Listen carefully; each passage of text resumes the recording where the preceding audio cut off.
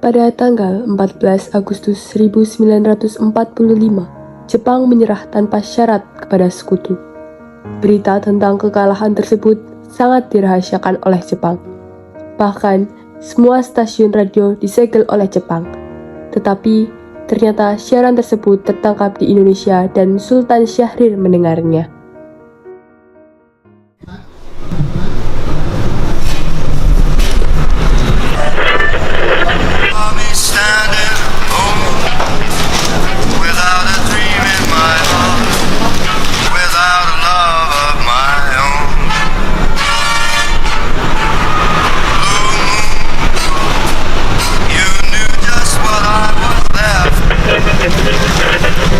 Designated Allied Supreme Commander to accept the surrender of the Japanese. He was met by Lieutenant General Eichelberger, commanding the 8th Army.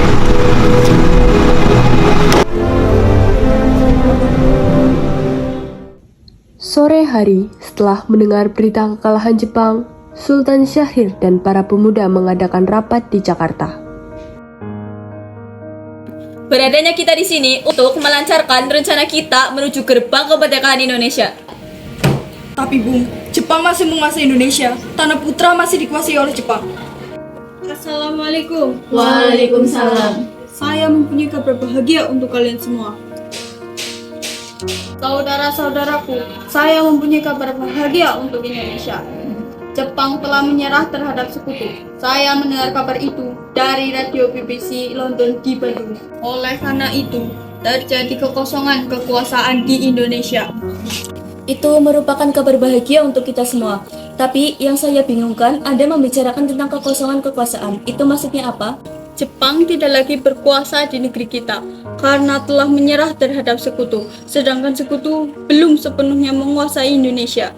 Oh ya, saya mengerti penjelasan Anda. Terima kasih. Lalu, apa yang harus kita lakukan untuk mengisi kekosongan kekuasaan ini? Bagaimana kalau kita mengajukan kepada Soekarno dan Muhammad Hatta agar segera memproklamasikan kemerdekaan Indonesia? Benar itu, Jepang sudah tidak berwenang lagi di tanah kita. Kita harus segera memanfaatkan momen ini. Saya setuju dengan usulan Tuan, karena inilah waktu yang tepat untuk memproklamasikan kemerdekaan Indonesia. Yang dibilang Bung Syahrir itu benar, kemerdekaan merupakan hak rakyat yang perlu kita proklamasikan. Oleh karena itu, mari kita semua pergi ke rumah Bung Karno untuk meminta Bung Karno dan juga Bung Hatta segera memutuskan segala hubungan dengan pihak Jepang. Bagaimana saudara? Setuju? Setuju. Tapi jangan sampai proklamasi kemerdekaan diproklamasikan oleh PPKI. Kenapa kau berpendapat demikian, Sobat? Karena PPKI adalah bahan pembentukan dari Jepang. Kita tidak ingin ada campur tangan Jepang dalam proklamasi kemerdekaan kita sendiri. Maka dari itu, mari kita menolak berbagai bentuk hadiah dari Jepang. Karena kemerdekaan kitalah yang memproklamasikan sendiri. Tepat sekali, kalau begitu kalian harus pergi ke kediaman Soekarno untuk menyampaikan kabar ini. Saya dan yang lain akan memerintahkan golongan pemuda lainnya untuk merebut kekuasaan dari Jepang. Keesokan harinya, pada tanggal 15 Agustus 1945, Khairul Saleh, Sultan Syahrir, Bikana, dan Darwis tiba di kediaman Soekarno di Jalan Pegangsaan Timur nomor 56, Jakarta, dengan maksud menyampaikan hasil-hasil keputusan rapat. Assalamualaikum, Bung Karno. Bung. Waalaikumsalam. Permisi Bu, apakah Bung Karno ada? Kang Mas ada keperluan apa? Begini Bu, ada hal penting yang ingin kami bicarakan dengannya. Oh, kalau begitu, mari silakan masuk.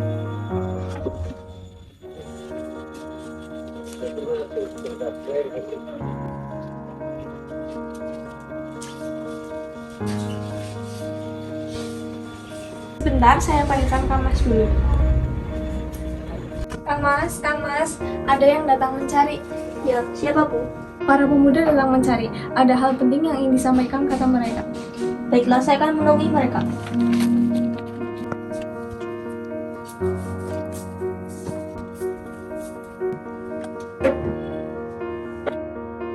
Silakan duduk. Apa tujuan saudara-saudara datang kemari? Saya mendengar berita kekalahan Jepang kepada sekutu dari radio BBC London di Bandung. Maka dari itu, kami golongan pemuda mengadakan rapat tadi siang dan hasilnya semua setuju agar Bung Karno dan Bung Hatta segera menyusun proklamasi kemerdekaan Indonesia. Kita tidak bisa begitu saja memproklamasikan kemerdekaan. Kita harus membahasnya dalam rapat PPKI. Kita tidak bisa membahasnya di rapat PPKI. PPKI dibentuk oleh Jepang. Kemerdekaan Indonesia harus dari usaha rakyat Indonesia itu sendiri, bukan pemberian dari bangsa lain. Bukan begitu. Memang sudah seharusnya hal itu dibicarakan dalam rapat PPKI, karena PPKI bertugas untuk mempersiapkan kemerdekaan. Apakah kita harus menunggu janji Jepang untuk memerdekakan bangsa ini? Kita bisa, Bung. Kita harus bangkit dan memproklamasikan kemerdekaan sendiri. Mengapa harus menunggu janji Jepang? Kekuatan segelintir ini tidak akan mampu mengalahkan armada perang Jepang. Coba kalian perlihatkan padaku, mana bukti kekuatan yang diperhitungkan itu? Apa tindakan kalian untuk menyelamatkan para wanita dan anak-anak jika terjadi pertumpahan darah? Bagaimana cara kita untuk mempertahankan kemerdekaan? Bayangkan bagaimana kita akan tegak di atas kekuatan itu sendiri. Tapi Bung, semakin cepat kita memproklamasikan kemerdekaan ini, semakin cepat pula kita mengakhiri penderitaan yang diderita oleh rakyat selama ini. Inilah yang ditunggu-tunggu oleh bangsa kita, Bung. Baiklah, berilah saya waktu untuk berunding dengan para golongan tua. Baiklah kalau begitu, kami mohon undur diri dulu.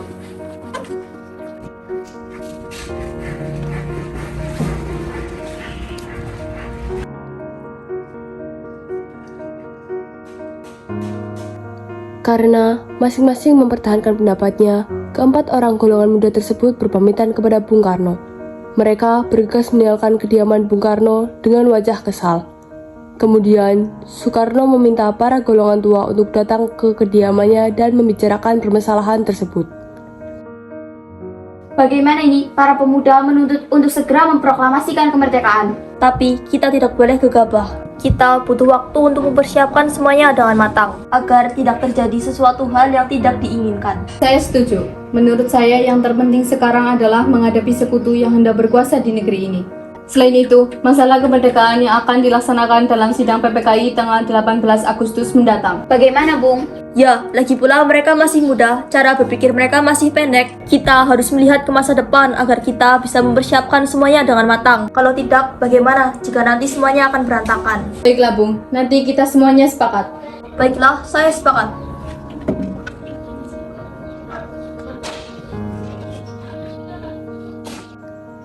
Meski berat hati dengan keputusan Soekarno, para pemuda yang telah meninggalkan kediaman Soekarno tetap tidak putus asa.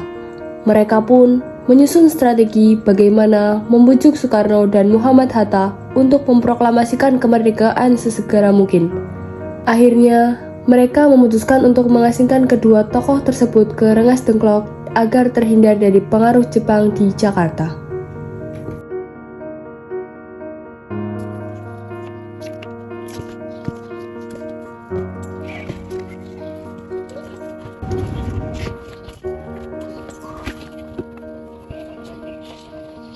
Begini, nampaknya golongan tua takkan menyetujui kita. Kita harus mencari jalan keluar atas semua ini.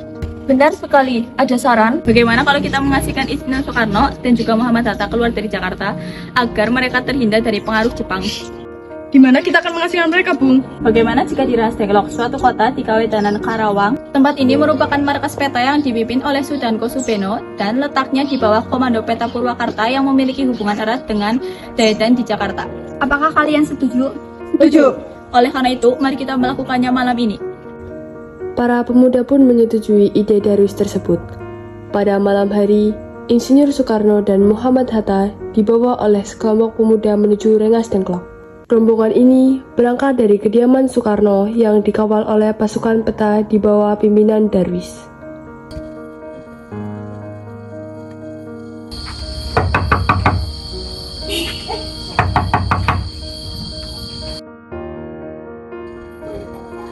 Ya, jadi gini, Bung.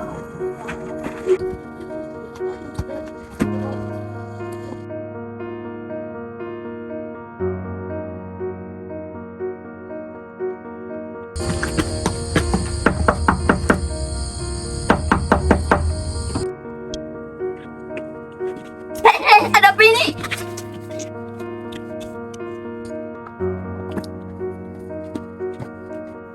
Rombongan Insinyur Soekarno dan Muhammad Hatta tiba di Rengas Dengklok dengan selamat pada waktu subuh tanggal 16 Agustus 1945. Soekarno-Hatta berada sehari penuh di sana.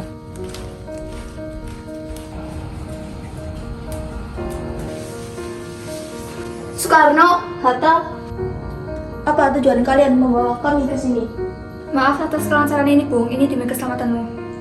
Kami ingin membicarakan kembali tentang proklamasi, Bung. Bukankah Soekarno sudah katakan masalah ini akan kita bahas pada sidang PPKI? Apa harus menunggu PPKI? PPKI itu buatan Jepang. Kami ingin memproklamasikan tanpa campur tangan Jepang. Pendapat itu benar, namun kita masih terlalu dini untuk memproklamasikan kemerdekaan. Karena kita masih membutuhkan bantuan Jepang. Bagaimana jika perkataan Jepang hanya janji manis belaka? Apa yang Anda lakukan? Apakah kita selamanya menunggu dari Jepang itu? Kita harus segera memproklamasikan kemerdekaan ini sekarang juga. Demi rakyat Indonesia yang telah bertahun-tahun tergantung oleh penjajahan di atas tanah mereka sendiri. Mereka berhak bebas dan sekaranglah saatnya. Tenang, saudara sekalian. Mari kita selesaikan semua ini dengan kepala dingin, oke? Bung Saleh, tolong lepaskan ikatan Bung Karno. Dan Bung Darwis, tolong lepaskan ikatan Bung Hatta.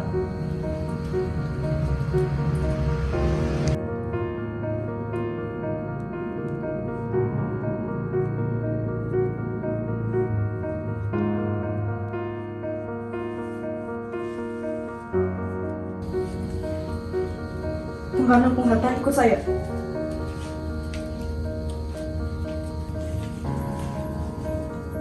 Saya mengerti perhitungan kalian berdua tentang masalah proklamasi ini, dan kami memang belum mempertimbangkan masalah ini dengan baik. Tapi saya yakin kita dapat bangkit dan amankan situasi ini. Kesempatan tidak akan datang dua kali, Bung. Apa yang mereka katakan itu benar, dan saya mendukung mereka. Tetapi, apakah kita bisa? Apakah semua ini mungkin untuk kita lakukan? Tentu mungkin, Bung. Asalkan kita berusaha, kita pasti bisa. Lagi pula, para pemuda di Jakarta sedang menyusun strategi pertahanan untuk mencegah serangan dari Jepang dan para sekutu yang tidak menerima proklamasi kemerdekaan bangsa kita. Bagaimana, Bung? Baiklah, saya setuju. Kita akan memproklamasikan kemerdekaan tanpa campur tangan Jepang.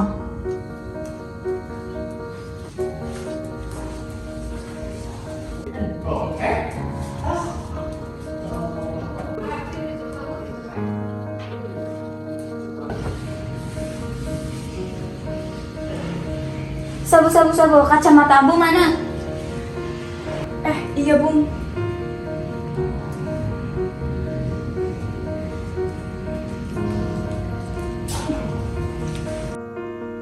Pada pukul 5:30 sore, rombongan dari Jakarta yang dikawal oleh peta tiba di Rengas Dengklok untuk menjemput Soekarno dan Muhammad Hatta.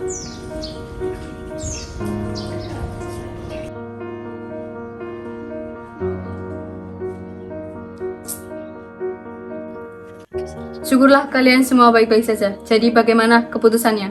Kami setuju bahwa kemerdekaan akan dilaksanakan tanpa campur tangan dari Jepang. Lalu kapan kita akan melaksanakannya? Bagaimana jika besok? Pasukan di Jakarta sudah bersiap. Mungkin iya, kita akan melaksanakannya besok pagi. Baiklah.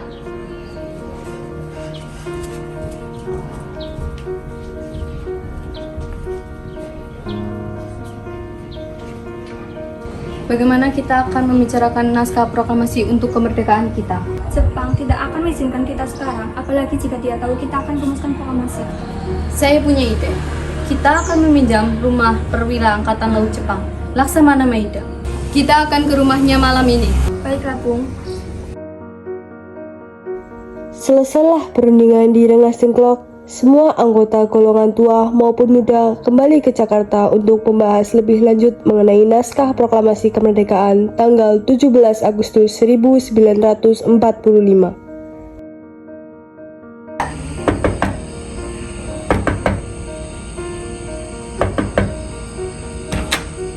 Maaf, ada apa ya? Kami ingin bertemu dengan Laksamana Maeda. Sebentar, saya panggilkan Bapak dulu. Selamat malam, ada apa, Bung? Maaf mengganggu Anda malam-malam begini. Kami memerlukan tempat untuk membicarakan rencana kemerdekaan yang akan dilaksanakan pada esok hari. Kalau begitu, silakan masuk. Terima kasih Laksamana Maeda.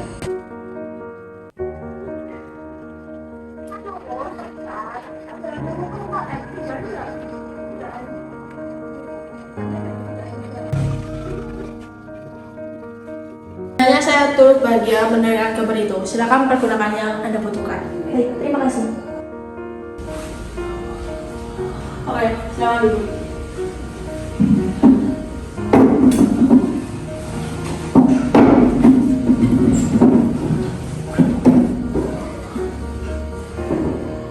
Apakah ada kertas dan pena?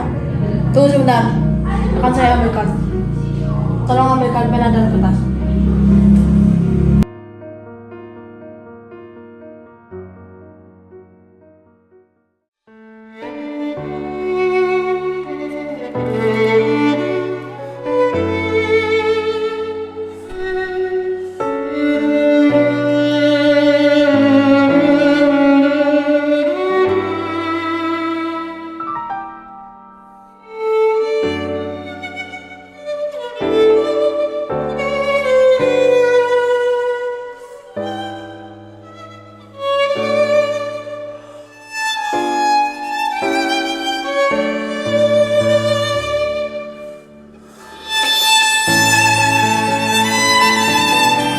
Bagaimana dengan penandatanganan naskah ini? Menurut saya, naskah proklamasi sebaiknya jangan ditandatangani oleh PPKI karena PPKI adalah buatan Jepang. Kita sudah sepakat untuk melaksanakan proklamasi tanpa campur tangan Jepang. Adakah dari kalian yang memiliki pendapat untuk menyelesaikan masalah ini? Bagaimana jika yang menandatangani naskah ini adalah para hadirin yang ada di sini, seperti Amerika yang menandatangani deklarasi mereka?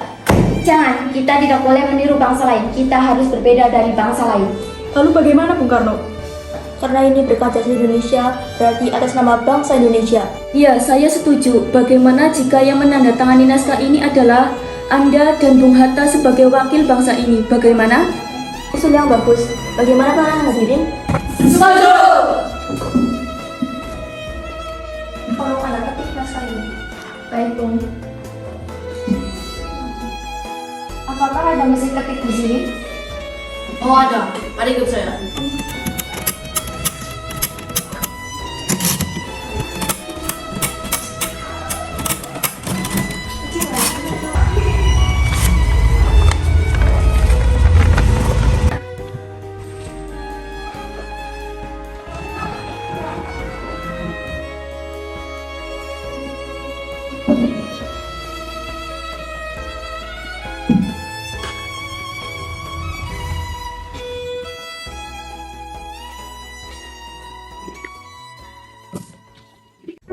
Setelah usai perundingan di rumah Laksamana Maeda, Soekarno pulang dan disambut oleh istri tercinta.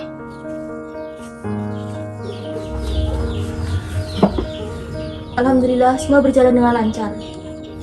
Terima kasih Bu, telah menemani saya di masa-masa yang sulit ini. Ya, berterima kasihlah kepada Gusti Allah yang telah memberikan jalan untuk memproklamasikan kemerdekaan bangsa kita ini. Oh iya, apakah kalian sudah merencanakan bagaimana proklamasi besok akan berlangsung? Sudah, kita akan melaksanakan upacara bendera yang diiringi lagu Indonesia Raya karya Bung Supratman. Oh iya, bukankah kita belum punya bendera? Lalu bagaimana? Ya ampun, Bapak lupa. Bagaimana kalau Ibu saja yang menjatuhkan benderanya? Tapi Ibu tidak punya kain, Pak. Yang ada hanya kain merah dan kain putih. Apakah tidak apa-apa? Tentu saja, kalau begitu, buatlah bendera dengan sederhana. Yang penting kita ada niat. Baiklah, Pak. Ibu punya ide. Kita namakan saja benderanya Sang Saka Merah Putih. Bagaimana? Baiklah, kita namakan Sang Saka Merah Putih. Ya udah, Bapak siap-siap sana untuk mempersiapkan proklamasi besok. Baiklah.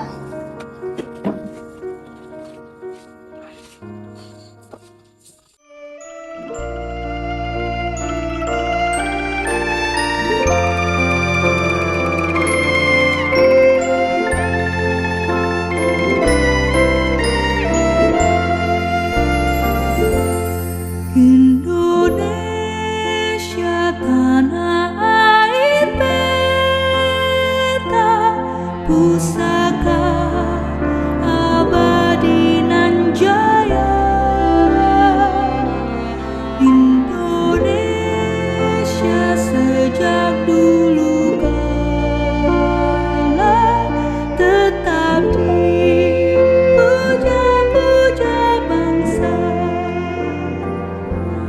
Di sana tempat lahir beta,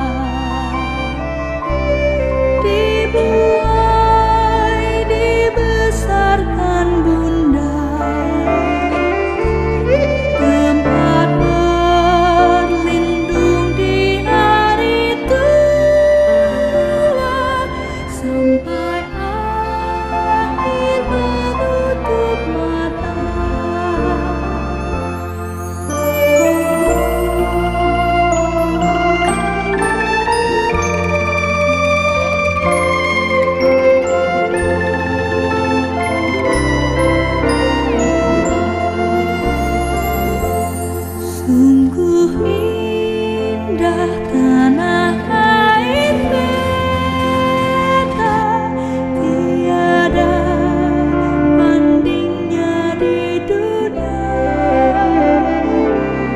Karya indah Tuhan Maha Kuasa bagi bangsa yang memujanya.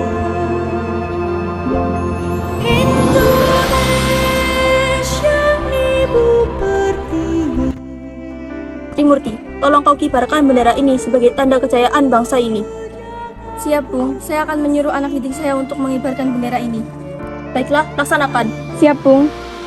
Saudara-saudara sekalian, saya telah meminta saudara untuk datang kemari untuk menyaksikan peristiwa maha penting dalam sejarah bangsa ini.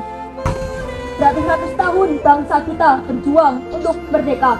Gelombang ambisi kita tidak putus dalam berjuang untuk memerdekakan bangsa ini. Kita jatuh bangun menyusun kekuatan untuk menggapai cita-cita Indonesia. Semalam kami pemuka rakyat Indonesia dari berbagai penjuru bergabung untuk musyawarahkan dan bermusyawarahkan kerja semata berkata inilah saatnya bagi kita untuk mengobarkan aksi revolusi kemerdekaan Indonesia. Saudara sekalian, dengan ini kami menyatakan membulatkan tekad ini. Dengarkanlah proklamasi ini.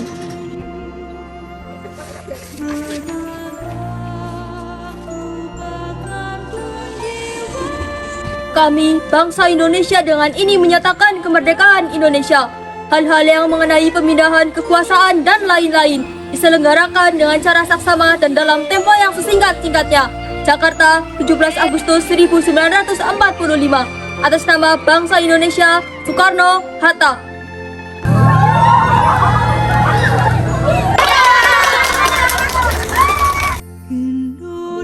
Siap, gerak, luruskan. Lurus. Langkah tegak maju. Jalan. Bendera siap. Kepada Sang Merah Putih, hormat! Dan Tetap dipuja-puja bangsa. Di sana tempat lahir beta, dibuai dibesarkan. Peristiwa proklamasi tak berlangsung lama, namun peristiwa itu telah mengubah segala sendi kehidupan bangsa Indonesia. Peristiwa proklamasi kemerdekaan telah menjadi momentum puncak perjuangan bangsa Indonesia. Lika-liku permasalahan berujung pada akhir yang manis. Perbedaan pendapat menyatu menjadi suatu kekuatan yang padu. Bangsa yang satu, Indonesiaku. Oleh karena itu, kita sebagai generasi penerus bangsa harus berprestasi dalam rangka mengisi kemerdekaan tersebut, bukan malah menodainya.